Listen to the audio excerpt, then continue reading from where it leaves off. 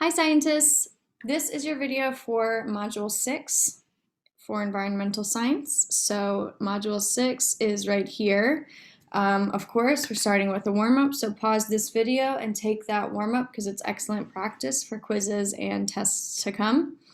And then we are going to watch some videos about the atmosphere. So videos, atmosphere. So today's lesson is all about what the atmosphere is made of, so the gases in the atmosphere, and also how it's structured and what kind of organization it has. So I'm gonna encourage you to pause this video and watch these videos to get you introduced to the different aspects of the atmosphere that we're about to learn about.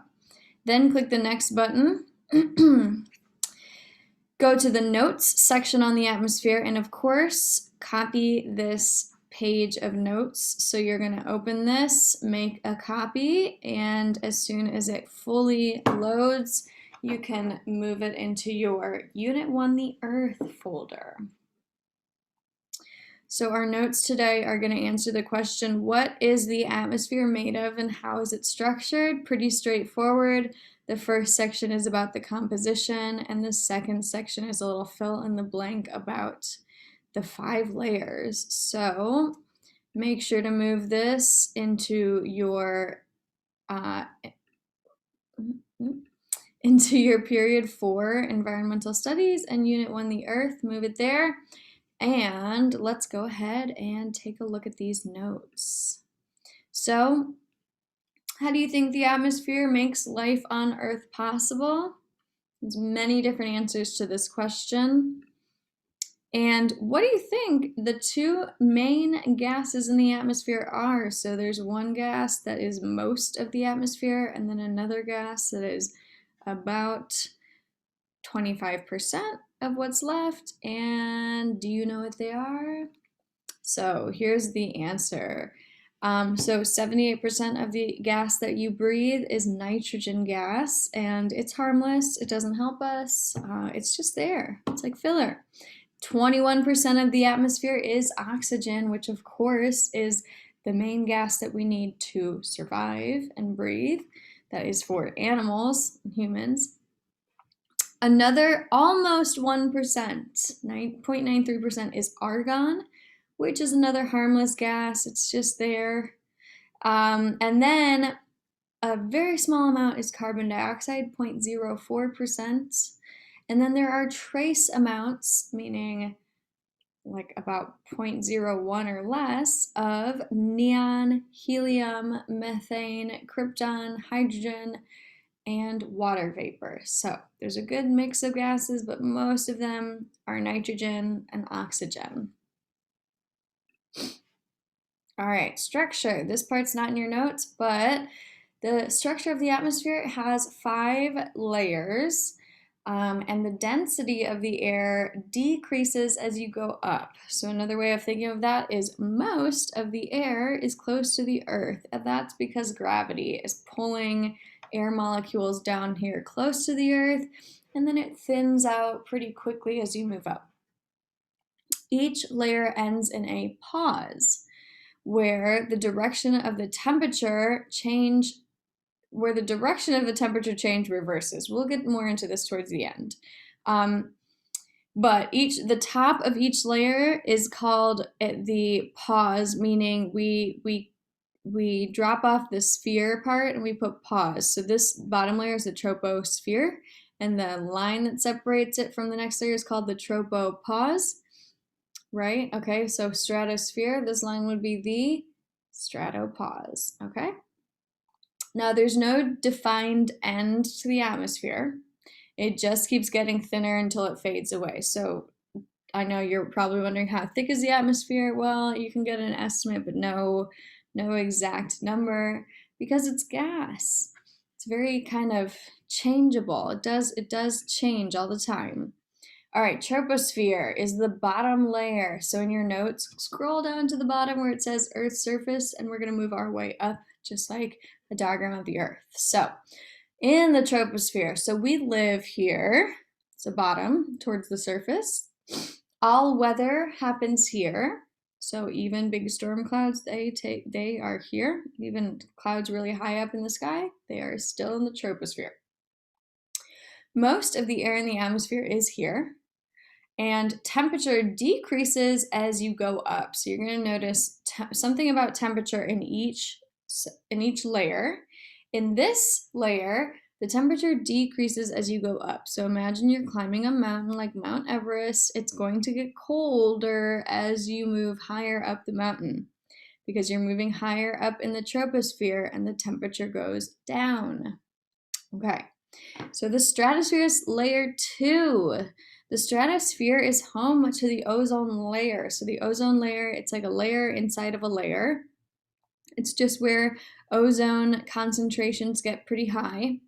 And the ozone layer it absorbs some of the most harmful radiation from the sun. So it can keep us from getting bombarded by very damaging solar rays, Jets tend to fly right at the bottom of the stratosphere because it's above the weather and the temperature increases going up. So once you hit the top of the troposphere or the tropopause and you continue to go up, the temperature actually does the opposite thing. It starts to get warmer in this layer up till the stratopause. All right, so the next layer is called the mesosphere. Meso means middle, so if there's 5 layers, this is the one that's right in the middle. Another good way to remember this is meteors. M is for meteors. Meteors burn up in this layer. So here's where the atmosphere gets thick enough, dense enough to finally create enough friction for meteors, which are space rocks, as they fly in. And luckily, most of them vaporize in this layer. Temperature decreases going up. So in the troposphere, temperatures went, and you can see actually this is your graph showing temperatures. So in the troposphere, temperature got cooler, it decreased up until the tropopause, and then in the stratosphere, it actually changed directions and got warmer, and now in the mesosphere, it gets colder. Pardon me. Okay, so this is a quick little video about a phenomenon. It's known as sprites that happen in visual reports of transient luminous events occurring high above thunderstorms date back to the late 1800s. We're not going to watch too much of that, but there are some cool things happening in the atmosphere, and one of them, sprites, are very hard to see, but if you got to see them, that would be pretty cool. Personally, I never have. Alrighty, so thermosphere, this is the 4th layer, and some consider this the last layer. Temperature in this layer increases going up. So even though we're very high off the surface of the Earth, the temperature actually increases up here as you get higher up into the thermosphere. And this is where you would find the hottest point in the atmosphere. You might recognize the prefix thermo as meaning heat or temperature. That's where it gets its name. So the hottest point is here. The aurora, or the northern lights, you might know them as, that is something that is happening way up here in this layer of the atmosphere, and it only can be seen up by the poles of the Earth, so North or South Pole. We'll look at that in a second. Also, satellites orbit here. There's thousands of satellites orbiting the Earth, and they are up here in what's considered the thermosphere. Let's take a look at some northern lights.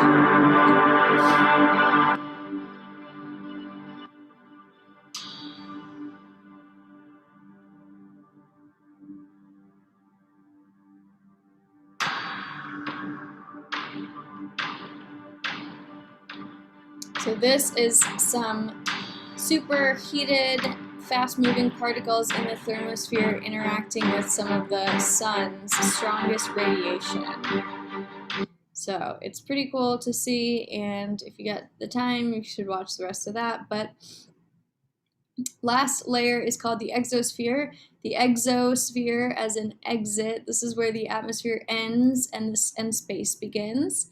In this layer, temperature decreases going up. Basically, it goes from being really hot in the thermosphere to being as cold as space, because it is where space begins. And the ISS, which is one of our largest satellites, the International Space Station, that orbits up here. All right, we got some review questions in class. Go through these and ask yourself these questions to review your notes. And that brings us to the end of the notes. Let's see what's next on the module. There is a short 7-question quiz. And in this quiz, you're going to match up the letter that is labeling each section of the atmosphere with the name of it. So remember what I told you about the pause that ends each layer of the atmosphere. That's it for today. I'll see you in the next one.